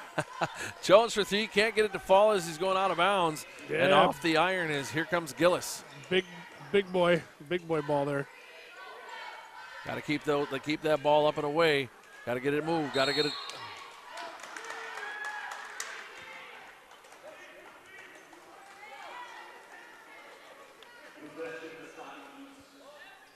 It happens. It happens. We don't want to see it a lot, but it happens. It happens. So Jones will bring the ball up for the Giants. This is Colin Anderson. Gives that off to Sickle. Sickle looking for Anderson inside. Oh, he almost didn't have him. Gillis going to get called for a foul as he thought Anderson was clearing. And that's going to be Gillis' second, team's fourth. By the way, I want you to know and let the fans know, I did have a bite of the pizza when I had a moment. Okay. I like it. What do I want to say? You know what would be really a good way to do it is take a pizza pan, because you might have a couple of those. Just a few. And for that type of a pizza with that Alfredo, caramelize those onions first. Oh, yeah, okay. So that you don't, so it's not like that typical like sausage onion. Yep. That's the only thing. Otherwise, actually, if you ask Lucy, it was actually dripping down my face. Yeah, I think I oversauced a little bit, but. Is there such thing as over-sauced on a pizza? Yeah. No. Okay. I think I used a little too much Alfredo on there, but. Do I need to go get a thermometer and take your temperature? No, it's all okay, good. just making sure. Nyland will bring the ball up for the Rails. Long waited inside to Gillis. Gillis gives it off to Pierre. Now takes a step for three. Bingo. Is at the fall. So Piero for three again as he's moving his point total up the board. That's Anderson. Can't get that to fall, but Nyland down with the board. And, you know, we said Nyland's name a lot Tuesday also as he came into the second half of the game. And he's kind of picking up right where he left off, too. Pass there by Theory, not able to get through traffic. Intended for Gillis, who was kind of alone on the backside, and they'll come back the other way. This is Anderson. Well, Ted, confidence is contagious. And if they're all starting to play some confidence, they're going to start rubbing off on each other, and they're all going to start playing well. I mean, Sam's doing a great job out there defensively right now. Absolutely. Heinen going to drive to the top. Now Piero gets in there defensively, and Nyland with a big steal but can't keep on it. And you're going to have a bunch of jerseys, jump ball, and that possession arrow is going to be with the Rails. I think Sam was thinking dunk. I think he was too, and he got too happy. So Gillis will take a seat. Looks like he's a little tired. And Jahola also has come into the game. Logan Linham and also Carter St. Germain back into the game. Caught myself, and that's the only time I've almost said it tonight. Dane Oman asked me during the JV game what my criteria was for Proctor Pizza Player of the Game. I said, well, it changes game to game. He's like, well, what is it tonight? I'm like, I don't know. If you dunk or take a charge, I said that'll put you in the running. He's like, what? I'm like, if you take a charge, you automatically are in the running. If that's the only thing you do the whole game, you're still in the running because you took a charge. He's like, but if I dunk, and I'm like, well, then dunk. That might be the money. Yeah. If you dunk and take a charge? He gave a charge. He did. He didn't take one. Nope. So Theory at the line as the foul called on Sickle. So Sickle's second, team seventh. And Theory hits the first and hits the second. If you're keeping track of our Proctor Pizza and Sub Shop players of the game one against Moose Lake Willow River was Wesley Theory. Tuesday with Greenway here at home, it went to Carter St. Germain. Big stuff there by Nyland. Nyland pushes it up to Piero. Piero for three. Can't get that one to fall at the iron. Behind the backside. Look at that Nyland. I mean, Nyland is just gaming. And Theory can't get that one to fall. Here's St. Germain. Pushes that off to Nyland. Nyland moves right now back to the top of the key to St. Germain. You know, Sam is giving the Rails here quite a little spark. You know, kind of like Nate Moss did. You know? Yeah, absolutely.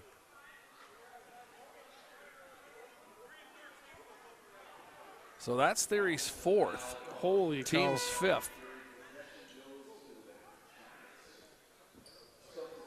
Him and Josh both in foul trouble. And 30-point game, but a lot of time left here. And luckily you do have that little bit of a deeper bench, and you have players like Jahola and Gillis and others that can come off the bench. Oh, absolutely. I mean, you know, interchangeables. This one pushed out to Saar. Saar for three. Nice shot. You know, I'm not going to say cookie cutter, but next man mentality, and that's what they're going with.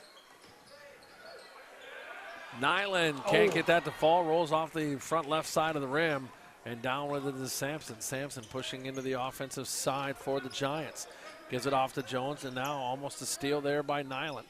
Nyland still working. This over to Anderson. Anderson drives baseline, pushes it back up, but Nyland right there with a hand in the way. Now off to Linden. Off to Piero. Piero going to get hit by number 21. That's Ethan Murray. That'll be his second, the team's eighth.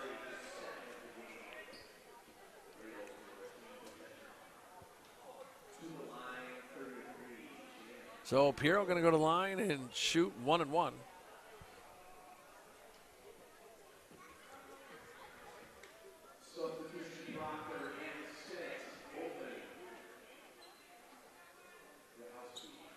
So into the game is going to be Grokowski and who else just came in? Lindemann was already in there. Drew is in there now. Sinnott is back into the game and with Dane about 6:46, and Dane's going to come in for the shooter. Yep. Well, Ted, the gears are turning on player of the game, and I'm conflicted right now. I am truly conflicted right now because if you would have asked me 7 minutes ago when we started talking about it, I already kind of had in my head who I was thinking. But now there's a battle going on. There could be 2, potentially 3 guys in my head right now that from the Proctor side for that Proctor Pizza and Sub Shop gift certificate out there. Sampson tries to get that ball, can't get it to go. Trying to come down with it was Hyman. Oh, hard pass from Sinnott to 9. Look at that look. Sam's like, bro, you broke my fingers. Bro, what's happening? So Omen back into the game.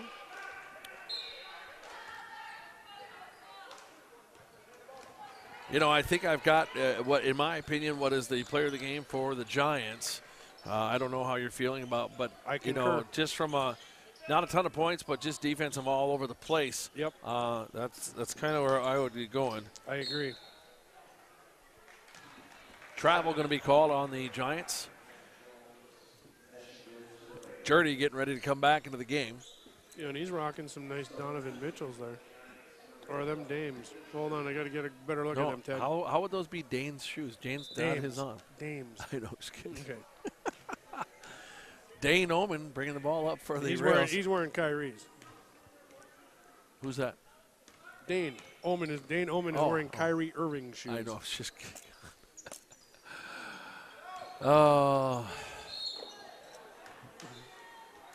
Grokowski, just like football, just tries to run through everybody, but does draw the foul. And that's going to be going on Easton Sarr. That'll be his first, the team's 9th, I'm sorry.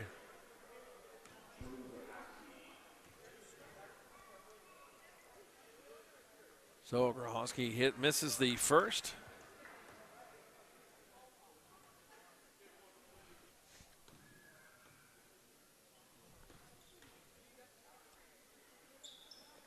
And misses a second, but trying to go get it is Sinnott, and a host of white jerseys is going to go out of bounds. Looks like that went off of Sickle, and so that'll stay Rails ball. Leading the Rails in rebounds tonight, you got 2 guys tied. Sinnott with 5, according to our stats guy, and I think that's Ian Gillis with 7. Sam Nyland going to go to the line and shoot a pair. So Heinen with his first foul of the night. There's a player that has played a lot of minutes for the Giants. He's been all over the floor, too. Just seeing his first foul. And Nyland hits the first. Rails in the double bonus now as the Giants have 10 fouls here with about 6 minutes left. Nyland can't be able to hit the second, but Lennon came down with it, going to go out of bounds. I thought that went off of Jurdy, but it did not. Went off of a green jersey, and so it'll be white ball.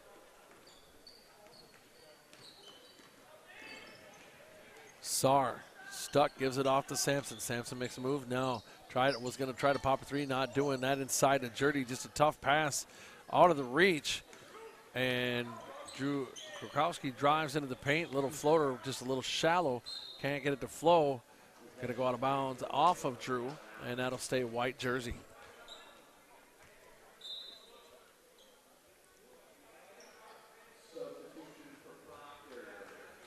Sinnott out for Gillis, and Omen out for Benny the bowling ball. Yeah, my guess is them 2 are done for the night. They could be with a 30-point lead here. Yeah. Gillis up top for 3. Long left side, big giggle by the coaches and Gillis. If he'd have hit that, that's our automatic player of the game. Oh. Because that'll be the only one he'll ever get to shoot. I get you. Anderson, Murray, and Jones getting ready to come back in for the Giants. This is Saar. Saar gives it off to Sickle. Sickle looking for some help inside and gives it off to Jurdy. Jurdy going to come back up with Nyland right there defensively. Gives it off, but into the hands of Drew Krokowski, who gives it off. Oh, it was going to be a nice pass there to Nyland, but at the last second. He was thinking dunk. Yeah, right last second, Saar turns his head, sees it coming, gets his arms in the way, and almost intercepted that.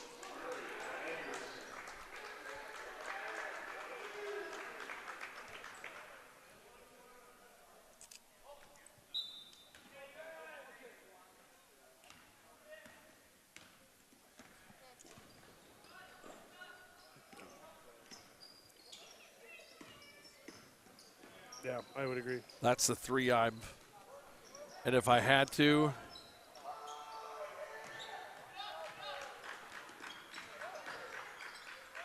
I think because of, as these guys are watching the jump ball with Nyland fighting, I think just because of the extra body of work that has to happen, I think this is where I would go. But that's me.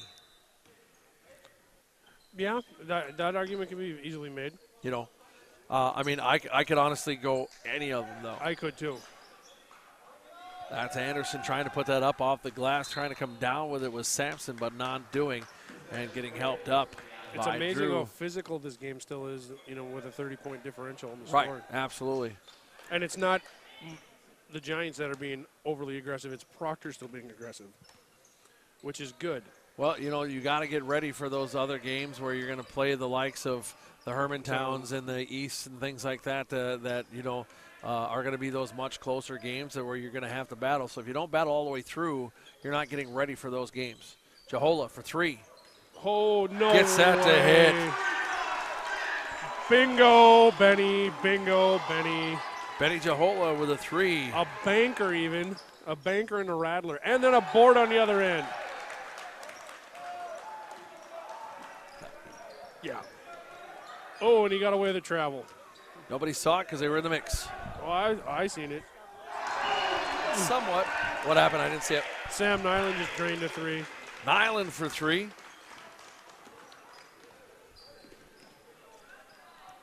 He was just telling, so for those of you who don't know why we got a little bit of silence, that's a nice little board there, or a little shot by Anderson. We have a sixth grader, one of our sixth graders, Isaiah, with us tonight, kind of looking at the program. He's interested in broadcasting, so he's out kind of watching our high school students do what they do. Holy. Whoa! No way. Gillis for three. That shouldn't count when they bank them unless they call glass. I think he did. Nice defense. Oh, he brought that arm down at the last second. Can't do that. So that's Gillis's fourth, the team's sixth.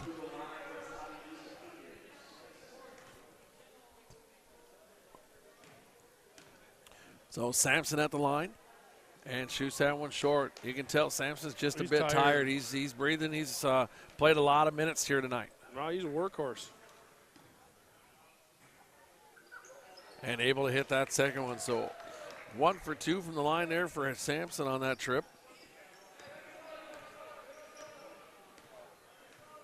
And Nyland gives it off to Jahola. Jahola gives a head fake, drives to the top. Now gives it off to Gillis. Gillis looking for anybody to keep moving. Now drives inside the lane, gives it back up. Pushes this out to Grohowski. Grohowski to the top to Jahola. So you got Jahola, Lennon, Nyland, Grohowski, and Gillis on the floor for the Rails. Sampson, Jones, Anderson, Murray, and Sickle on the floor for the Giants. Gillis did a nice job there. That was a nice offensive move. Sampson up off the glass, gets set to fall. Benny like he's a little mule there. Carry me down the floor. Carry me down the floor. Host of 4 jerseys getting ready to come in for the Giants.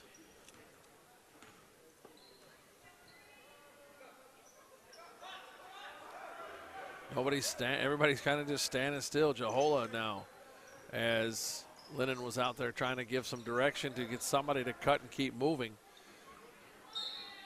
Foul going to be called against Jones. That'll be his 4th. And going to the line is going to be Drew Grohowski, and he'll shoot 2 as the Rails are in the double bonus. Clock ticking under a minute now. And he hits the first.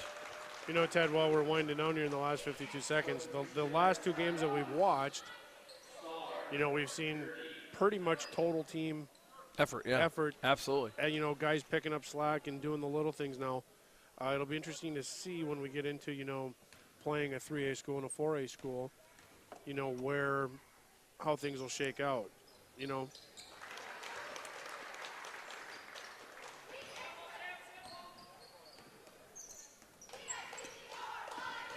Jurdy moved to the right side, gives it off to Murray. Murray back to Jurdy.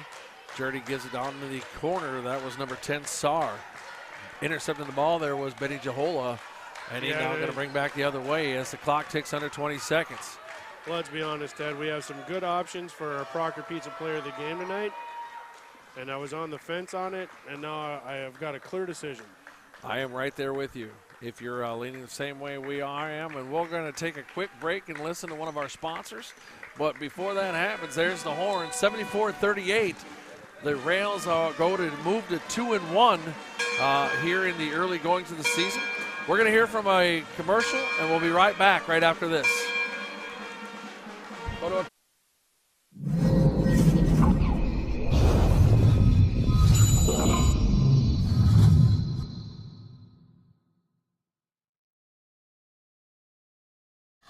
I really need to take care of a car problem. Can I ask you a couple of questions? Can you handle all makes and models? Will you get me back on the road quickly? High-tech equipment? Competitively priced? Brakes? Batteries? Tire rotation? Body repair? Guaranteed? Complete engine overhauls? Okay, they check out.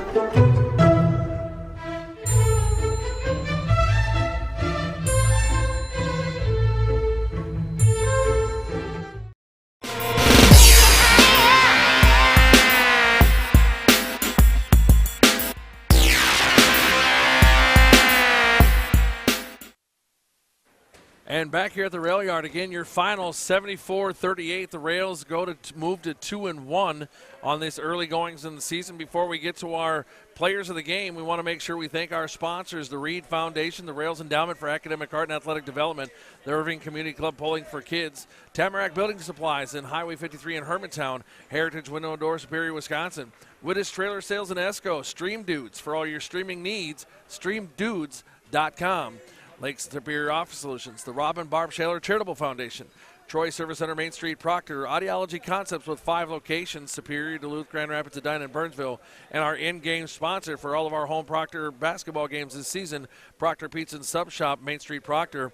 Also, a quick thank you to our students, our director and producer, Lucy Mostelski, our camera operator, Arthur Dahl, the stats extraordinaire, Evan Langmo, and our scoreboard director is Aiden Drake. Right now, real quick, we want to do our player of the game first for the Giants. And I don't know about you, Coach, but if I'm giving out a player of the game to the Giants, I got to go with number 12, Dakota Jurdy. I got to say it the right way. Not a ton of points, but all over the floor. All over the floor, and he gave everything he had for his teammates tonight. You know I said this on Tuesday night, too, when we watched Greenway. There's certain players that you like to watch just because they're 100 miles an hour and they don't know anything different. I think that Jurdy did a great job. I think Sampson played very well. Number 4 played well. Cameron Jones. I thought they Heinen? Yep. I thought they played well, but I agree with you. Jurdy is the Mesabi East player of the game.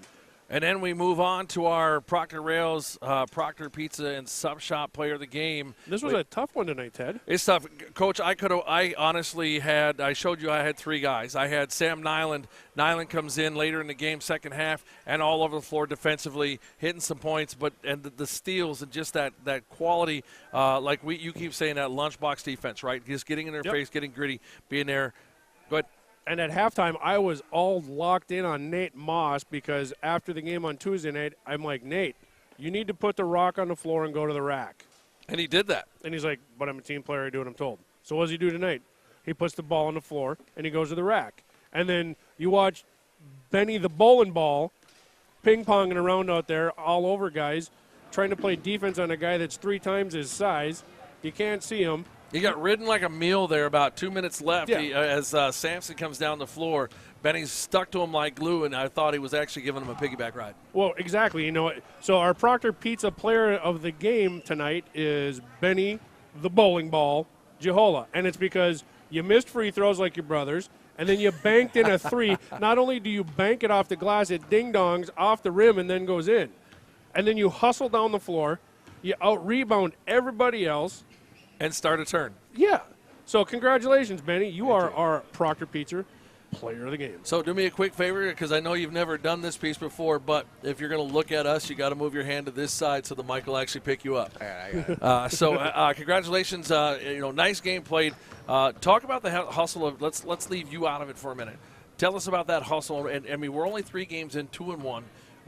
Moose Lake was kind of a feeling out period for you, if I would. But these last 2 games, you guys just really seem to be working really well together when you have those switches and everybody's getting their touches. Talk to us about the chemistry with this team.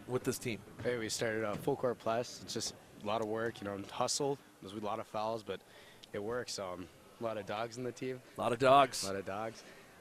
Yeah, it's just a lot of work we've done in practice. A lot of conditioning, getting back and forth, and just hustling. And great.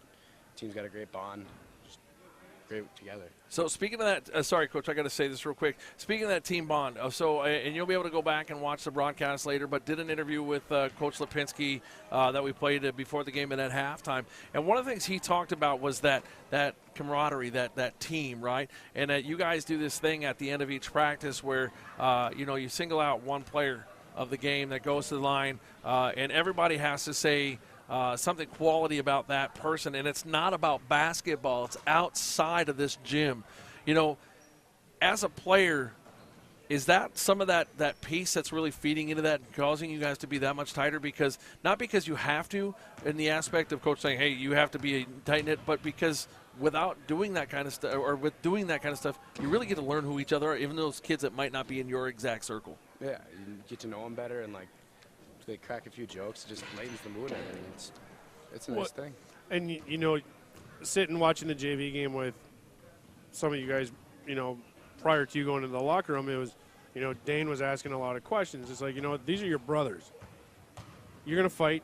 You're going to get cranky with each other. But at the end of the day, you need to do what's best for everybody else on the team. And if that means you got to step in and take one, you step in and take one. I'm actually surprised that there wasn't a charge called tonight. Yeah, there was one I think that was missed on West. That was a good. And Dane got trucked too.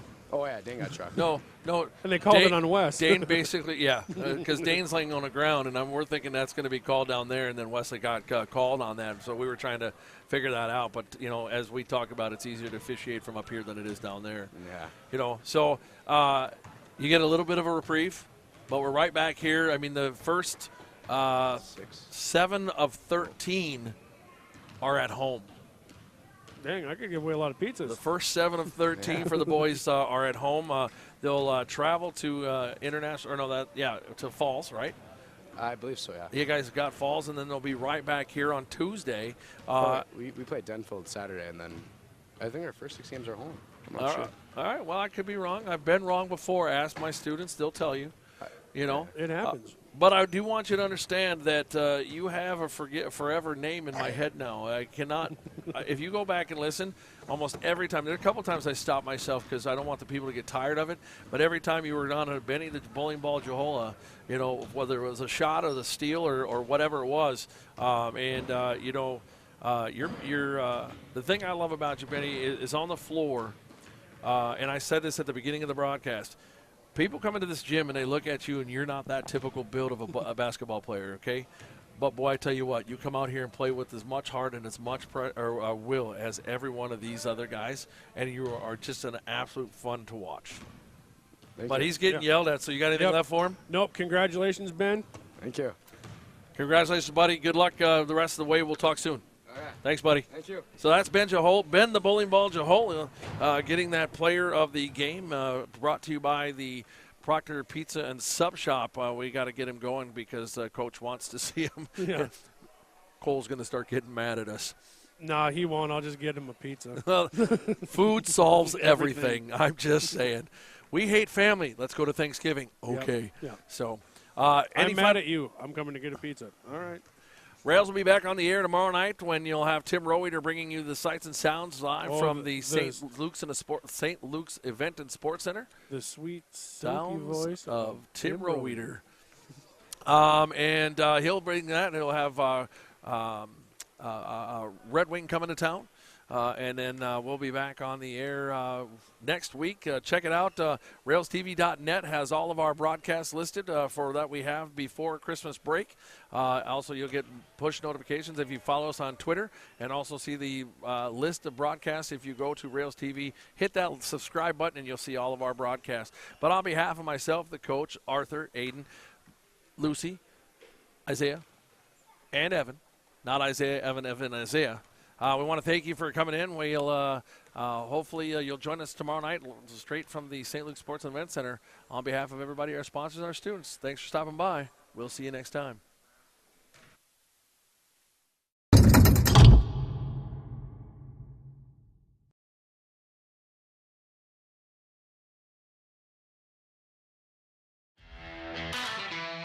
We're at a crossroads. From time to time, a section of rail needs repair, but that doesn't mean the whole line needs replacement. The same way being proud of your history doesn't mean you're stuck in the past. No, we're not stuck. We hear the whistle blowing and we're inspired. Inspired by the legacy of the people who transformed this terrain into a rail yard that supplied America with the ore needed to win world wars. We're inspired by our unshakable identity, hanging tight like David facing down Goliaths, and we're moved by stories of our community's kindness. No matter who needs help, neighbors pitch in and get the job done. Hushed and humbled are more at play than pontification, but don't for 1 second think that means Proctor is a simple small town. It was built as a company town, and it continues down the tracks of time. And this rail revival is our destination.